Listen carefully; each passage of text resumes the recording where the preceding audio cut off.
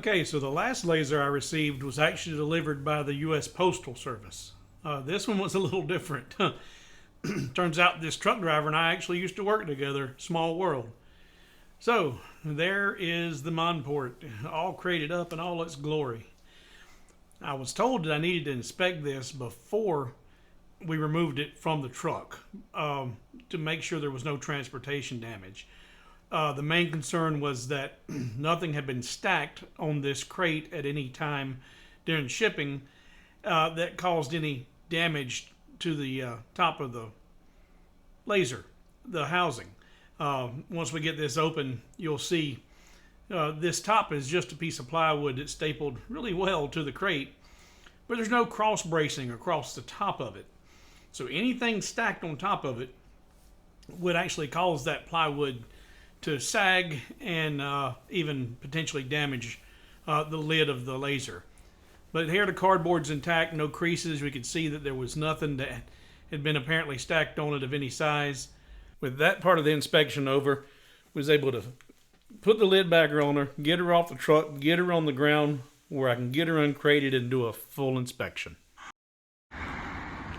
Okay, she is on the ground.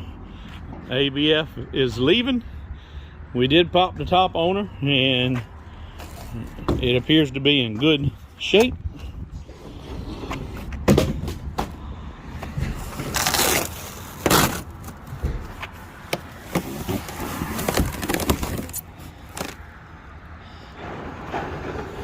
Now we just need some strong backs. Now we got to get it out of the crate, up onto the porch, in the doorway, and into its final resting place.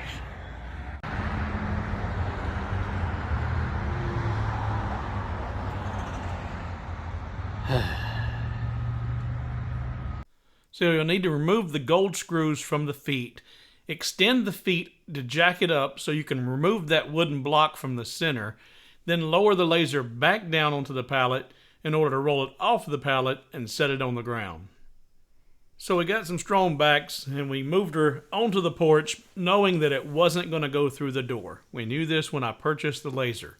This requires removing the rolling base from the laser assembly itself, which is done with just removing 4 simple screws. But you're going to need to remove all of the loose components from the inside of the laser so you can rotate it to move it in the door. At this point, you're going to access this side of the laser, and while you've got it open, check all your electrical connections. Make sure all the wires are still intact. These are hot glued in place, and I didn't find any problems whatsoever. But this is a good time to do a real good cursory inspection of the entire work area. And then you're going to locate 2 screws in each of the corner of this panel that you're going to remove, and then the other 2 screws are located in the work bed assembly area where you can just remove those 4 screws, separate it from the rolling base, then you can lift the laser, rotate it on its side, and the door she goes. And I failed to actually video any of that because I was so worried about getting it in the house. But it's a simple process, 4 screws, and in the door she goes. Once you're in the house and the base is reattached, open your laser bay, remove the protective foam padding. You're going to remove all of the covers from your mirrors, reassemble your workbed area, and you're ready to get it set up and start engraving. Okay, so it's been a little over a week since the arrival of my Monport CO2 60 watt fireproof laser. And I now have it operational, functional, and have created my first project with it. Took a little getting set up, my first experience with the CO2, and I have no idea what I'm doing. Only 6 months of total laser experience working with a diode. But the sole reason that I went with Monport over any other CO2, I was wanting to upgrade. Which one? The reason Monport, they have US-based technical support. Number one and only reason that I chose to go with Monport. US-based technical support. So, got the Monport off the truck, into the driveway, uncrated, got her into the house, got it remotely set up, but it was the connectivity, connecting the laser to my computers. The best way to do that and without any data loss. I had no idea. Don't know what I'm doing. But I was able to contact the customer support team. They were able to get me connected quickly, online, remotely accessed, got everything operational in a matter of minutes, and I was able to start to dial in the laser and get things figured out. This is going to be a big learning curve, make no mistake, but did my test grids to figure out what kind of results I can get on different materials, different thicknesses, and here's my first project. Okay, let's get on with the fun part. We're going to make our first project with the Monport 60 watt CO2 with a piece of curly maple, and you can't really see the detail in this video, at least I can't see it much on the camera here, but curly maple, if you're not familiar with it, there we go, that's getting better. You've got a lot of really nice grain texture. This is not cheap wood, this is pretty expensive, but this is going to be a really nice phone stand. We're starting with 3.5 millimeter curly maple, solid hardwood. This is not a plywood. And we're going to make our first project. All right, so we'll get her here to our work bed. With the Monport, the CO2, you have two power controls here. One's keyed. This is for your power to your laser. This is power to the entire console. So you can turn the power on for the console without turning power on to the laser power control unit or to the laser itself. This allows you to get everything framed and then turn on power to the laser and power up your laser controls. All right, I've got the optional chiller, which is also going to make some noise. Now the chiller is filled with distilled water. It is important that you use distilled water, excuse me, not tap water, not antifreeze, but you want distilled water.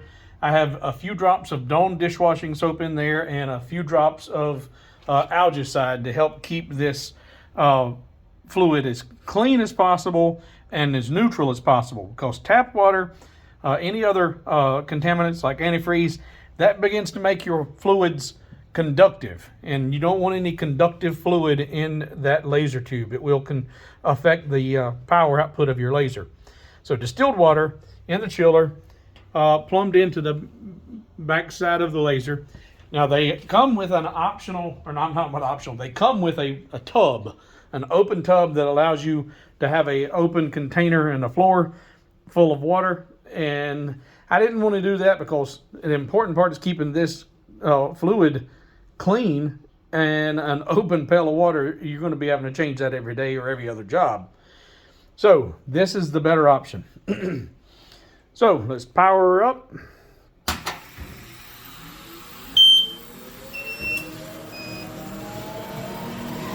We're going to set this on our honeycomb and lock her down in a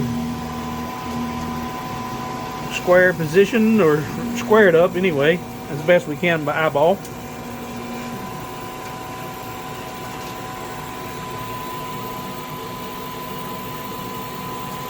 Once we get it focused, if I need to move it from framing purposes, I can do that. Alright, come on, baby. Okay, now using the arrows on the controller, I'll move our laser pointer into position to where I want the origin to be.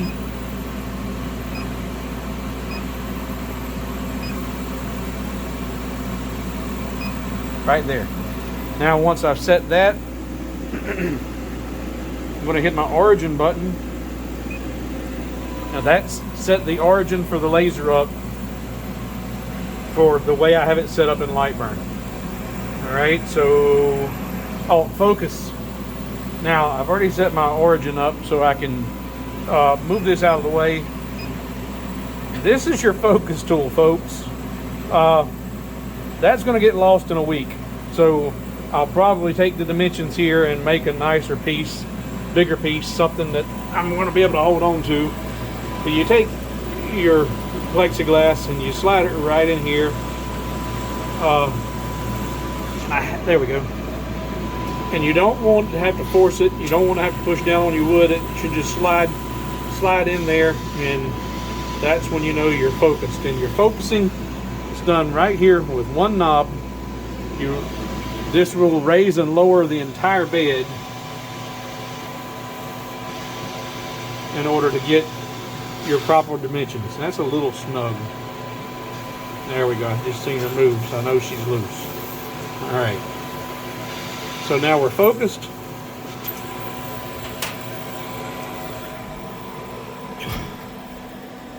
And I've already set the origin.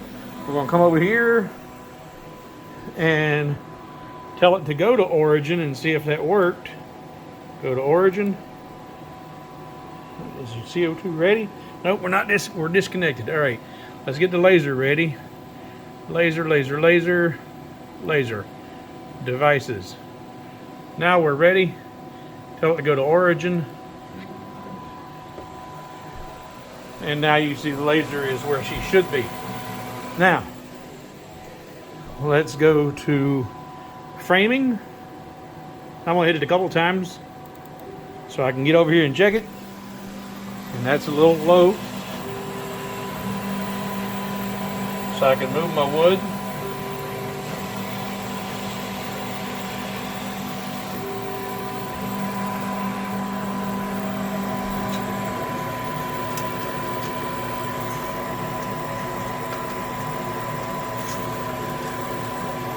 And we'll frame it again.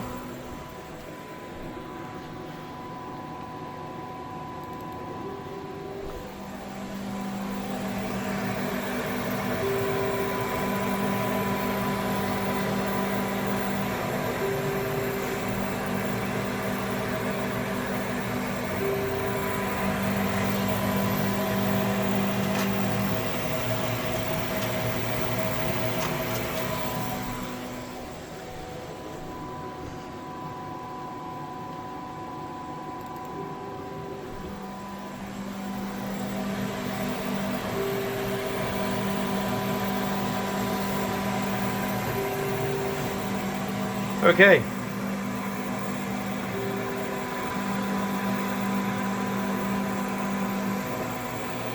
She's framed. Now let's send this job to the laser.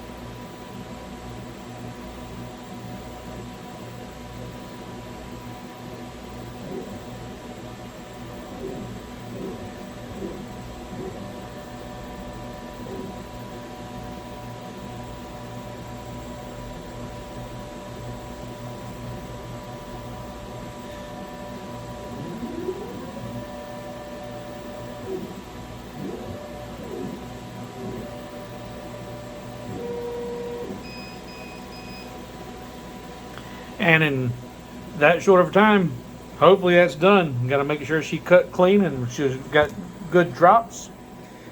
But let's see what we got here. Turn our laser power off.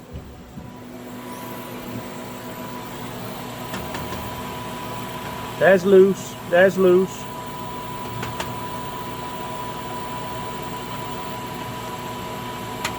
And that's loose. Okay.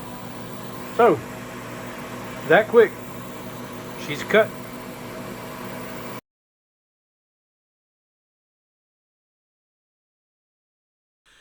Okay, guys. Thanks for hanging around. Thanks for watching.